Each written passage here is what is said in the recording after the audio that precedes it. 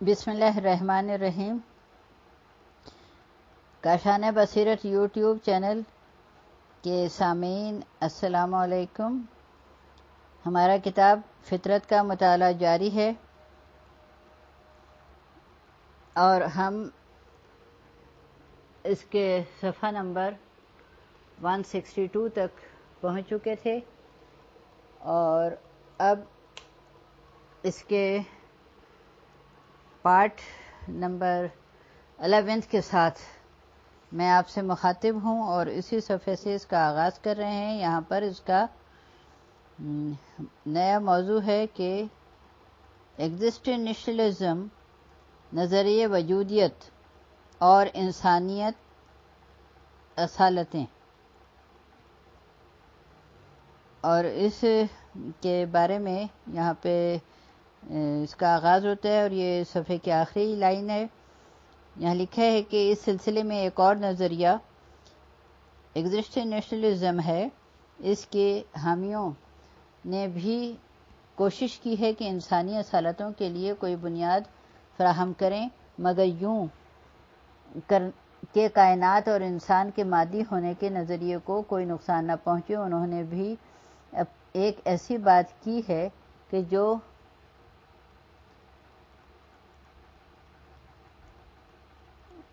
ان سے پہلے بھی کہی جا چکی ہے۔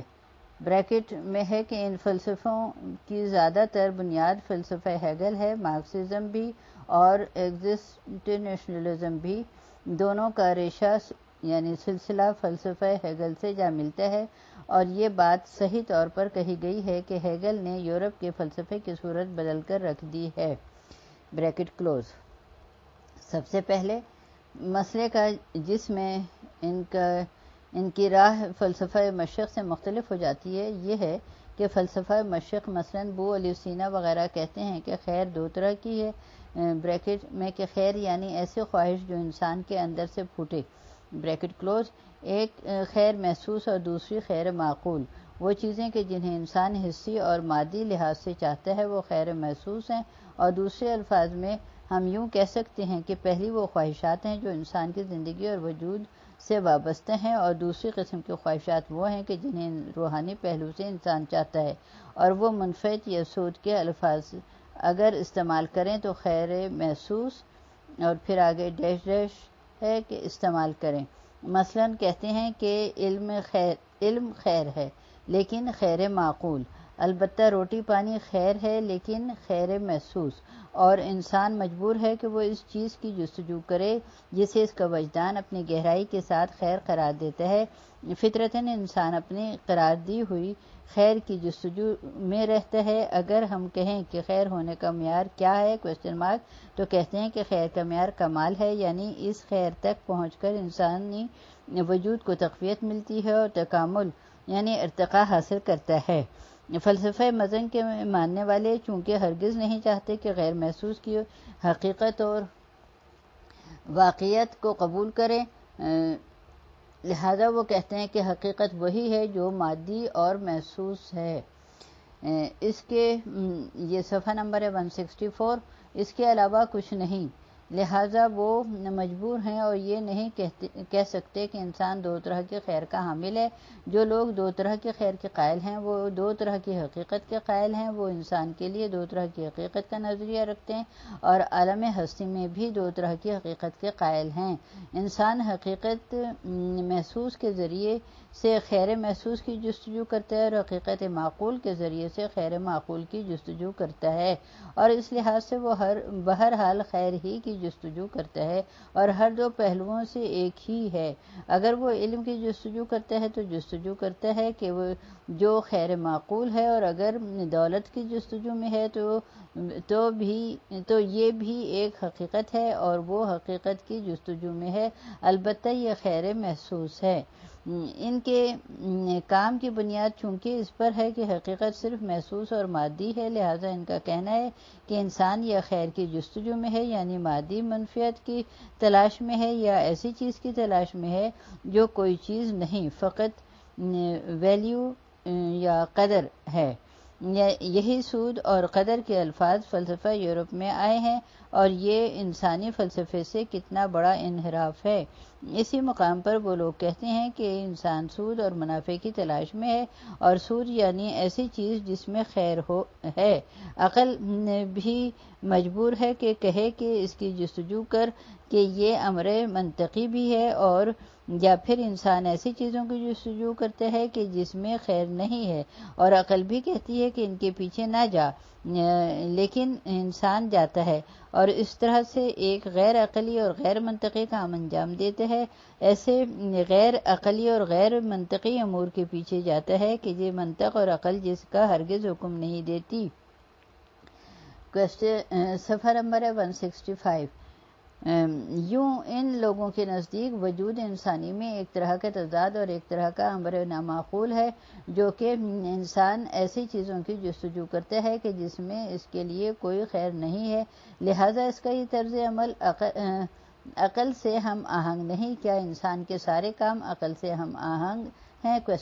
انسان غیر عاقلانہ، نامعقول اور غیر منطقی کام کرتا ہے۔ وہ ایسے کاموں کو انسان کے غیر منطقی کام قرار دیتے ہیں، لہذا توجیہ کرتے ہوئے وہ مجبور ہیں کہ انہیں فقط قدر یعنی ویلیو کا نام دیں، نہ کہ خیر کا۔ گویا ان چیزوں کی جستجو خیر کی جستجو نہیں ہے اور یہ امر اختیار کرنے کے قابل نہیں ہے۔ یہ لوگ اس مسئلے میں الجھ گئے ہیں ان اقدار یعنی ویلیوز کی کس طرح سے توجیہ کریں، کیونکہ ان کے نزدیک تو خیر فقط محسوس اور مادی ہے، جبکہ یہ اقدار صرف محسوس اور مادی نہیں ہے۔ کیا نسِ بائی انسان کے لیے ایک محسوس اور مادی چیز ہے؟ کیا یہ کوئی حجم رکھتی ہے؟ کیا فضیلت کوئی حقیقت رکھتی ہے؟ کیا حقیقت کوئی حقیقت رکھتی ہے؟ ایک طرف تو یہ لوگ ان امور کو غیر منطقی اور غیر عقلانہ قرار دیتے ہیں، اور دوسری طرف دیکھتے ہیں کہ معاشرے میں یہ نہیں کہا جا سکتا کہ یہ تمام امور موہوم ہیں اور ان کی کوئی حقیقت نہیں ہے۔ اس فلسفے نیچے اور دیگر فلسفیوں کے نظریات کے لازمی نتیجے کے طور پر کہیں کہ یہ سب امور موہوم ہیں، حقیقت وہی ہے جو منفعت ہے، جو کچھ منفعت کے علاوہ ہے، حقیقت نہیں ہے۔ عقل بھی کہتی ہے کہ اس کے پیچھے نہ جاؤ۔ جو لوگ جرأت رکھتے تھے انہوں نے یہ کہہ دیا، اور جن میں اتنی جرأت نہ تھی درپردہ اسی بات کو ایک اور شکل میں کہہ گئے۔ کسی نے کہا کہ اقدار تکامل حاصل کر چکی ہیں، تو دوسرے نے کسی اور طرح سے یہ بات کہہ دی۔ صفحہ نمبر 166۔ اور ایگزسٹنشلسٹوں وجودی فلسفیوں نے ایک راہ حل نکالی، اور وہ یہ کہنے لگے کہ اقدار اور خالق میں یہ فرق ہے کہ اقدار ایک طرح کی تخلیقی امور ہیں، نہ کہ کشف کیے جانے والے امور۔ ایک کتاب بریکٹ میں ہے کہ ایک کتاب ہے کہ جس کا نام جدال با مدعی، یہ انورٹڈ کاماز میں ہے، کہ کتاب پڑھنے کے لائق ہے۔ بات یوں ہے کہ کسی مارکسسٹ نے ایک صاحب کا انٹرویو لیا۔ ان صاحب کا کہنا ہے کہ ان کے انٹرویو میں تبدیلیاں کر کے شائع کیا گیا ہے، لہذا وہ مذکورہ کتاب کے مقدمے میں یہ بات لکھتے ہیں اور انٹرویو کرنے والے کو دنیا جہان کی گالیاں دیتے ہیں، اور پھر کہتے ہیں کہ اب میں اس انٹرویو کا منعن شائع کر رہا ہوں۔ اس کتاب کے 2 حصے ہیں۔ پہلے حصے میں زندگی، تکامل، ارتقاء اور ایسے ہی امور کی طرف اقدار کو زیر بحث لایا گیا ہے۔ کتاب کا دوسرا حصہ جدید شاعری اور آزاد نظم کے بارے میں ہے۔ اعتراض کرنے والا عجیب طرح کے سوال کرتا ہے۔ وہ شروع میں اس فلسفے کے حامی بن جاتا ہے کہ جس کے مطابق کسی بھی چیز کی کوئی حقیقت نہیں، یا کم از کم اس فلسفے کا دفاع کرتا ہے کہ ہر چیز بے معنی اور بے حقیقت ہے، اور زندگی کے لیے ایک راہ حل کے علاوہ دوسری راہ نہیں، اور وہ ہے خودکشی۔ وہ فلسفہ خودکشی کا پیرو ہے۔ اب وہ خودکشی کیوں نہیں کرتا؟ یہ سوال اسی سے پوچھا جانا چاہیے۔ دوسرے صاحب چاہتے ہیں کہ اس نظریے کو رد کریں، اور آہستہ آہستہ اسی مسئلہ اقدار تک پہنچ جاتے ہیں۔ یہاں پہنچ کر وہ ایگزسٹنشلزم کی منطق کی پیروی کرتے ہیں، اور پھر اس کو دوبارہ بریکٹ میں کہ کیونکہ مارکسزم ان مسائل میں نارسا ہے، بلکہ بہت ہی نارسا ہے۔ Bracket close. وہ صاحب کہتے ہیں کہ اقدار تخلیقی امور ہیں، نہ کہ کشف ہونے والے۔ یہ ہاں بریکٹ کلوز ہو گیا۔ یہ جو اوپر سے ہم سارے بات اس کتاب کے بارے میں بتا رہے تھے، جدال با مدعی، جو اس کی وضاحت تھی۔ اب صفحہ نمبر 167 ہے، اور یہاں پہ کہ کشف کیے جانے والے امور سے مراد وہ امور ہیں جو حقیقت رکھتے ہیں۔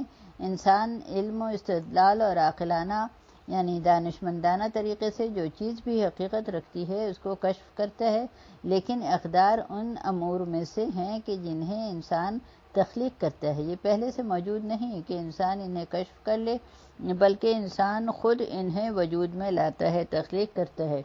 اقدار کے بارے میں ایگزسٹنشلسٹوں یعنی وجودیوں کا نظریہ بس یہی کچھ ہے، لہٰذا آج کل ادب میں اس نظریے کا بہت زیادہ ذکر ہو رہا ہے کہ انسان اقدار کی تخلیق کرتا ہے۔ یہ انورٹڈ کاماز میں ہے، حالانکہ یہ بات غلط ہے، بے معنی ہے۔ انسان اقدار کی تخلیق کرتا ہے یعنی کوسچن مارک ہے۔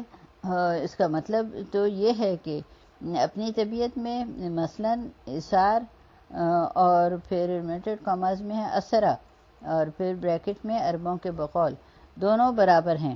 عدل و ظلم مساوی ہیں۔ اپنی ذات میں تو عدل اور ظلم میں کوئی فرق نہیں ہے، لیکن انسان عدل کی قدر اور اہمیت کا قائل ہے، جس سے عدل ظلم سے مختلف ہو جاتا ہے اور اہمیت کا حامل بن جاتا ہے۔ یہ قدر و اہمیت انسان اسے عطا کرتا ہے، جس طرح کہ انسان ہی نے ایثار کو اہمیت دی اور اسے اسرا سے جدا کر کے قدر اور اہمیت کا حامل بنا دیا۔ اگر آپ کہتے ہیں کہ عدل ظلم سے بہتر ہے، صدق جھوٹ سے بہتر ہے، امانت خیانت سے بہتر ہے، یہ سب اپنی ذات میں مساوی ہیں۔ یہ انسان ہی ہے جو انہیں قدر و قیمت عطا کرتے ہیں۔ ان حضرات سے یہ پوچھنا چاہیے کہ انسان قدر یعنی ویلیو کی تخلیق کرتے ہیں سے تمہاری کیا مراد ہے؟ Question mark. ایک دفعہ اس کا معنی یوں بنتا ہے کہ انسان ایسی چیز کو کہ جس کی کوئی حقیقت نہ ہو حقیقت عطا کرتا ہے، یعنی اس سے پہلے اس کی کوئی حقیقت نہ تھی، انسان نے اسے حقیقت کا جامہ پہنایا۔ صفحہ نمبر ہے 168۔ اب اس چیز کا شمار حقیقی امور میں ہونے لگا ہے۔ واضح ہے کہ یہ کوئی ایسی اشیاء نہیں ہے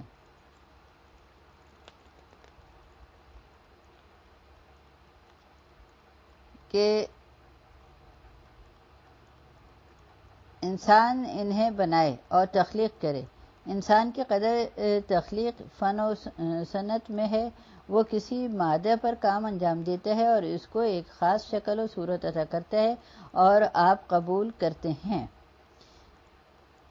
کہ یہاں شکل و صورت یا مادہ موجود ہی نہیں ہے، پس انسان ان کی تخلیق کرتا ہے یعنی حقیقت واقعی انہیں عطا کرتا ہے۔ اس کا اصلاً کوئی معنی نہیں ہے، اور اگر فرض کریں کہ حقیقت عطا کرتا ہے تو کیا معنویت یعنی بریکٹ میں روحانیت یعنی اصلاً کوئی حقیقت رکھتی بھی ہے یا نہیں؟ Question mark. جبکہ آپ کہتے ہیں کہ معنویت یعنی روحانیت کی اصلاً کوئی حقیقت ہی نہیں ہے، تو اس صورت میں کس طرح انسان ایک ایسی چیز کو حقیقت دے سکتا ہے جو اصلاً حقیقت پذیر نہ ہو؟ ان امور میں انسان کے تخلیق کرنے سے مراد وہی کچھ ہے جسے ہم اعتباری کہتے ہیں، یعنی یہ حقیقی امور میں سے نہیں ہے بلکہ اعتباری امر ہے۔ اعتباری یعنی وضعی اور قراردادی۔ مثلاً آپ حضرات اس مدرسے میں باہم تعاون کرتے ہیں اور دیکھتے ہیں کہ اگر آپ چاہیں کہ اس تعاون کے نتائج اس وقت بہتر ظاہر ہوں تو اس کے لیے چاہیے کہ کوئی تنظیمی ڈھانچہ تشکیل دیں، اور اگر آپ تنظیم بنانا چاہیں تو پھر ضروری ہے کہ آپ اپنے میں سے مثلاً ایک مجلس منتظمہ کا انتخاب کریں، کوئی اجرائی کمیٹی بنائیں اور اپنے میں سے کسی کو اس مدرسے کے سربراہ کے طور پر منتخب کریں، ایک شخص کو اپنا سربراہ بنائیں۔ مثلاً آپ کہتے ہیں کہ جناب الف ہمارے سربراہ ہیں، یہاں آپ نے جناب الف کو ایک عہدہ دیا، اس مقام پر آپ نے خلق کیا اور کسی چیز کو وجود بخشا، یعنی یہ ایک قراردادی اور اعتباری چیز ہے، یعنی یہ حقیقت نہیں رکھتی۔ یعنی اب جناب الف وہم و ذہن میں اور اعتباری اور قراردادی طور پر اس سے مختلف ہیں کہ جو 1 گھنٹہ پہلے تھے جبکہ سربراہ منتخب نہیں ہوئے تھے، لیکن عالم حقیقت اور نفس الامر میں وہی آدمی ہیں جو پہلے تھے۔ سربراہی عطا کرنا ایک قرارداد ہے، ایک اعتبار کرنا ہے، ایک ایسی چیز ہے جسے ذہنوں نے مصلحت کے طور پر قبول کر لیا ہے اور فرض کر لیا ہے، یعنی ایک مجازی چیز کا اعتبار کر لیا ہے۔ مختصر یہ کہ انسانی قدرت تخلیق ایسے ہی امور میں ہے، لہذا انسان قدر کو وجود بخشتا ہے۔ یہ انورٹڈ کاماز میں ہے، زیادہ سے زیادہ اس کا معنی یہ ہے کہ یعنی لہذا انسان قدر کو وجود بخشتا ہے، یہ انورٹڈ کاماز میں ہے، اور اس کو آگے بیان کرتے ہیں کہ زیادہ سے زیادہ اس کا معنی یہ ہے کہ جن چیزوں کو ہم اقدار کہتے ہیں کوئی حقیقت نہیں رکھتی، انسان ان کی حقیقت فرض کرتا ہے، اور پھر بریکٹ میں ہے کہ قدر سے قیمت ہی مراد ہے، بریکٹ کلوز۔ در حقیقت انسان کے لیے اس کی کوئی قیمت نہیں ہے، لیکن انسان اس کے لیے قیمت قرار دیتا ہے۔ یہ بھی انسانی اصالتوں کی نفی ہے، اور یہ ایک قراردادی اور موہوم چیز سے زیادہ کچھ بھی نہیں ہے۔ اب اہم مسئلہ یہ ہے کہ قراردادی امور میں انسان اور پھر آگے ہے انورٹڈ کاماز میں وسائل میں تو ہم فرض کر سکتے تو کچھ وسائل میں تو کچھ فرض کر سکتا ہے، لیکن آگے ہے انورٹڈ کاماز میں اہداف اور مقاصد میں نہیں۔ مثلا ہم کہتے ہیں کہ کاغذ کے نوٹ کی قیمت اعتباری اور قراردادی ہے، جبکہ اس کے برعکس سونا کے جو انسان کے کام آتا ہے اور بہت سے امور میں مفید ہے، کامیاب بھی ہے اور کارآمد بھی، چاہے زیب و زینت کے لحاظ سے ہو یا کسی اور اعتبار سے، وہ خود ذاتی اعتبار سے انسان کے لیے قدر و قیمت رکھتا ہے، اور بریکٹ میں ہے کہ جبکہ نوٹ ذاتی طور پر کوئی قیمت نہیں رکھتا، بریکٹ کلوز۔ نوٹ کو بعض مقاصد کے حصول کے لیے ہم سونے کی جگہ فرض کرتے ہیں تاکہ مبادلہ آسان ہو، اور اس لیے ہم اس کی قیمت قرار دیتے ہیں، لہذا نوٹ کی ذاتی قیمت کچھ بھی نہیں، یعنی یہ ایک کاغذ مثلا 1000 کا نوٹ اگر ہمارے ہاتھ میں ہو تو اس کی حقیقت اور ذاتی قیمت جیسے کسی دوسرے کاغذ سے مختلف نہیں۔ صفحہ نمبر ہے 170۔ لیکن اعتباری اور قراردادی لحاظ سے یہ اس سے مختلف ہے، یہ بھی اس لحاظ سے کہ ہم نے بعض مقاصد کے حصول کے لیے وسیلہ قرار دیا ہے، لہذا اگر ہم انسانی اصالتوں کو تخلیقی امور جانیں، کیونکہ تخلیق بمعنی حقیقت کوئی معنی نہیں رکھتی، اور یہاں تخلیق کا معنی سوائے اعتبار کے کچھ بھی نہیں، یہی وجہ ہے کہ یہ سب چیزیں دیگر اہداف کے وسائل کے طور پر ہیں، کیونکہ یہ خود بیک وقت اعتباری ہیں اور ہدف ہر دو نہیں ہو سکتے، اعتباری بھی ہو اور ہدف بھی ہو۔ تو یہ اس کے مانند ہے کہ انسان ہدف نہیں رکھتا، کسی چیز کو ہدف فرض کرتا ہے اور بعد میں یہی چیز ہدف بن جاتی ہے، اور یہ بالکل عربوں کی بت پرستوں جیسا کام ہے۔ بت بناتے تھے، بعد میں اپنے ہاتھوں سے بنائے ہوئے اسی بت کی پوجا کرتے تھے، اور اس کے لیے قرآن میں سورہ صافات اور آیت نمبر 9 میں آیا ہے کہ کیا جس چیز کو خود بناتے ہو اسی کی طرح کرتے ہو؟ کوسچن مارک ہے، اور پھر آخری پیراگراف کی آخری لائنیں ہیں کہ ہدف وہ چیز ہے جو آپ سے بالاتر مرحلے پر ہے اور آپ کوشش کرتے ہیں کہ اس تک پہنچ جائیں، اور جس چیز کو آپ خود بناتے ہیں وہ آپ کے اپنے ہاتھ میں ہے اور آپ سے نیچے ہے۔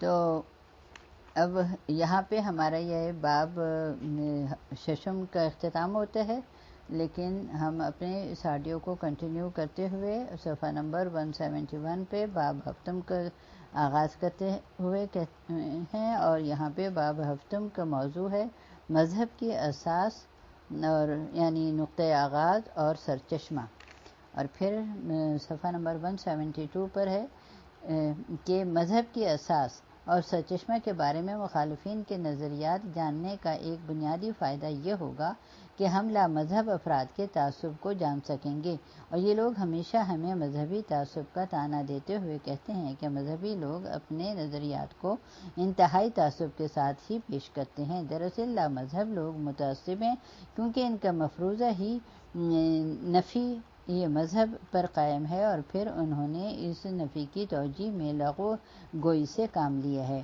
ایک غیر جانبدار انسان کا ایسی باتیں کرنا ممکن نہیں، اور پھر ان کی نظریات کی پستی کا اندازہ آپ اس سے لگا سکیں گے کہ یہ لوگ مذہب کی توجیہ کرتے ہوئے اس طرح اس میں پھنسے ہیں کہ انہیں کوئی راستہ نظر نہیں آتا۔ اگلا پیراگراف ہے، یورپ میں ایک علم مذہبی عمرانیات سوشیالوجی آف ریلیجن کے نام سے وجود میں آیا ہے، جیسے ہر علم کا کوئی بنیادی موضوع ہوتا ہے، اسی طرح اس علم کا بھی ایک موضوع مقرر کیا گیا ہے، بریکٹ میں ہے کہ ایسے موضوع کو ابتدا میں ثابت نہیں کیا جاتا بلکہ مفروضے کے طور پر اختیار کیا جاتا ہے، اور بعد ازاں اس موضوع یعنی مفروضے کی اساس پر اپنے نظریات کو پیش کیا جاتا ہے۔ Bracket close. مذہبی عمرانیات یعنی سوشیالوجی آف ریلیجن میں شروع ہی سے یہ بات فرض کر لی گئی ہے کہ مذہب معاشرتی عمل اور رد عمل کا ایک مظہر یعنی فنامنا اور نتیجہ ہوتا ہے، یعنی اس کا خدا یا ماورائی دنیا سے کوئی اصولی تعلق نہیں ہوتا۔ اصلاً مذہب کی الہی احساس کے امکان کو مفروضے کے طور پر موضوع میں شامل ہی نہیں کیا گیا۔ مثلاً اگر ہم سے یہ کہا جائے کہ اس بات کی تحقیق کریں کہ لوگوں میں یہ فکر کیسے پیدا ہوگی کہ 13 کا عدد نحس ہوتا ہے، صفحہ نمبر ہے یہ 173۔ چونکہ انسان دیکھتا ہے کہ منطقی طور پر 13، 14 یا 12 کے عدد میں کوئی ایسا فرق نہیں کہ جس کی بنیاد پر انسان کو یہ احتمال یعنی امکان پیدا ہو کر اس فکر کے پیچھے کوئی عقلی یا تجرباتی یا دلیل موجود ہے، لہذا کہا جاتا ہے کہ ضرور اس کی کوئی غیر منطقی بنیاد ہوگی، اور غیر منطقی بنیاد کیا ہے؟ اگلا پیراگراف ہے، ان لوگوں نے دین اور مذہب کے بارے میں پہلی بنیاد ہی اس بات پر رکھی ہے کہ دین کی کوئی منطقی بنیاد ہو ہی نہیں سکتی۔ اب جبکہ اس کی بنیاد غیر منطقی ہے تو یہ سوال یہ پیدا ہوتا ہے کہ وہ غیر منطقی بنیاد کیا ہے؟ لہذا اس کا اصل موضوع ہی یہ ہے کہ دین کی کوئی منطقی اور الہی بنیاد ہی نہ بتائی جائے۔ بریکٹ میں ہے کہ مقالے کے لکھنے والے نے شروع میں ایک مختصر سی تاریخ کا ذکر کیا ہے اور بعد میں کہا ہے، یہ بریکٹ میں ہے، بعد میں کہا ہے کہ کسی نے پہلی مرتبہ اس مسئلے کو منظم و تحلیل کے ساتھ پیش کیا، وہ ایک مشہور مادی فلسفی ہے۔ کارل مارکس کے دو فکری منبعوں میں سے ایک وہ جرمن ہے کہ جس کا نام خویرباخ ہے۔ اسے کارل مارکس کے استاد کا درجہ دیا گیا ہے، اس لحاظ سے نہیں کہ کارل مارکس نے اس کے پاس جا کر اس سے درس لیا، بلکہ اس اعتبار سے کہ کارل مارکس نے اس کے افکار سے بہت استفادہ کیا اور اس کے افکار کو دلیل کے طور پر پیش کیا ہے۔ کارل مارکس کی فکر کے دو رکن ہیں، منطق اور طرز تفکر۔ فکر کے لحاظ سے وہ ہیگل کے تابع ہے، یعنی منطق جدلیات۔ لیکسن ہیگل میٹریلسٹ نہیں تھا، اس کی ایک خاص قسم کی فکر تھی کہ جس کے وجہ سے بعض افراد کا کہنا ہے کہ وہ آئیڈیلسٹ ہے جبکہ خدا کا بھی قائل نہیں۔ بعض افراد کا کہنا ہے کہ وہ خدا کو مانتا تو ہے مگر اس کا تصور خدا دوسروں کے تصور خدا سے کچھ مختلف ہے۔ صفحہ نمبر ہے 174۔ فویرباخ کی شہرت انہی مادی افکار کی وجہ سے ہے کہ جن میں مذہب کے بارے میں ایک تحلیل پیش کی گئی ہے، اور اس کے بقول مذہب انسان کے اپنے آپ سے بیگانگی یعنی سیلف الائنیشن کی حالت سے جنم لیتا ہے، یعنی انسان کو ایسے عوامل پیش آ جاتے ہیں کہ وہ خود اپنے آپ سے بیگانہ ہو جاتا ہے۔ اگلا پیراگراف ہے، اب یہ اپنی جگہ پر ایک مسئلہ ہے کہ انسان اپنے آپ سے کیوں کر بیگانہ ہو جاتا ہے کویسچن مارک، کیا اصولی طور پر ایسا ہونا ممکن ہے کویسچن مارک، کیونکہ بیگانگی کی دو رخ ہیں اور اس کے مقابلے پر اپنائیت ہے، اور اس صورت میں کیسے ممکن ہے کہ انسان اپنے آپ سے بیگانہ ہو جائے؟ اس کا معنی یہ ہے کہ انسان اپنے آپ سے اور اپنے سے غیر میں فرق نہ کر سکے، یعنی انسان ایک حقیقت رکھتا ہے اور ایک اس کی حقیقی میں اور خود یعنی ذات ہے، اور دوسرا ناخود یعنی نخود کو جو کہ وہ خود نہیں ہے، اشتباہاً خود سمجھنے لگتا ہے، بجائے اس کے کہ وہ اپنے لیے اور خود کے لیے کام کرے، اس ناخود کے لیے کرنے لگتا ہے۔ اس مسئلے پر ہم نے اجمالی طور پر کتاب سیر در نہج البلاغہ میں گفتگو کی ہے۔ یہ انورٹڈ کاماز میں کتاب کا نام لکھے ہے اور اس میں اس کے بارے میں انہوں نے زیادہ گفتگو کی ہے۔ اب اگلا موضوع ہے یہاں پر خود بیگانگی اور خود فراموشی۔ پیراگراف ہے، لکھا ہے کہ مجھے یاد ہے کہ 20 سال پہلے تہران آنے کے 2 سال بعد میں 1331 ہجری شمسی 1951 میں تہران میں منتقل ہوا تھا، تو ایک تاجر دوست کے گھر میں قرآن کریم کی کچھ منتخب آیات کی روشنی میں وعظ اور نصیحت کی محفل ہوا کرتی تھی۔ اس موقع پر پہلی بار مجھ پر یہ مسئلہ روشن ہوا۔ اب ہم پہنچ گئے ہیں صفحہ 175 پر۔ قرآن کریم سے یہ بات اخذ ہوتی ہے کہ انسان پر کبھی ایسی حالت طاری ہو جاتی ہے کہ وہ اپنے آپ سے دور ہو جاتا ہے، وہاں پر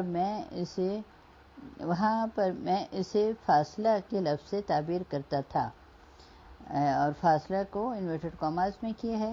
آپ سے دور ہو جانے کی یہ تعبیر قرآن میں متعدد مقامات پر آئی ہے۔ آپ اپنے آپ کو ہار جانا اسی معنی میں ہے جو جوئے میں استعمال ہوتا ہے، یا کسی معاملے میں کہا جائے کہ فلاں شخص ہار گیا ہے، جبکہ انسان کے لیے اس بات کا یقین کرنا بہت مشکل ہے، کیونکہ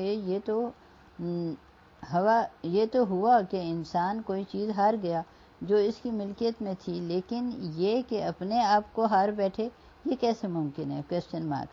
لیکن قرآن میں ارشاد ہوتا ہے، کہہ دیجئے ہار جانے والے تو بس وہ ہیں، یعنی حقیقی ہار جانے والے وہ لوگ ہیں جو اپنے آپ کو گنوا بیٹھے ہیں۔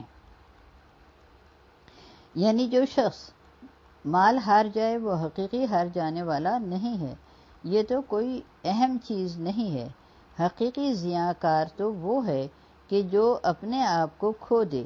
خود کو بھول جانا یعنی خود فراموشی فلسفیانہ نقطہ نظر سے اس بات کا تصور بھی بہت مشکل ہے، کیونکہ اپنے بارے میں انسان کا علم حضوری ہے، اور علم حضوری قابل فراموش نہیں ہے، علم حصولی قابل فراموش ہے۔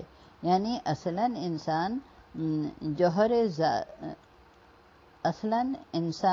جوہر ذات علم ہے، اور وہ خود دراصل وہی کچھ ہے جو اس کا اپنے بارے میں علم ہے۔ یہاں پہ ہم اس کو اپنے آڈیو کو اختتام کرتے ہیں، اور انشاءاللہ اگلے آڈیو کے ساتھ آپ سے پھر ملاقات ہوگی۔ اللہ حافظ۔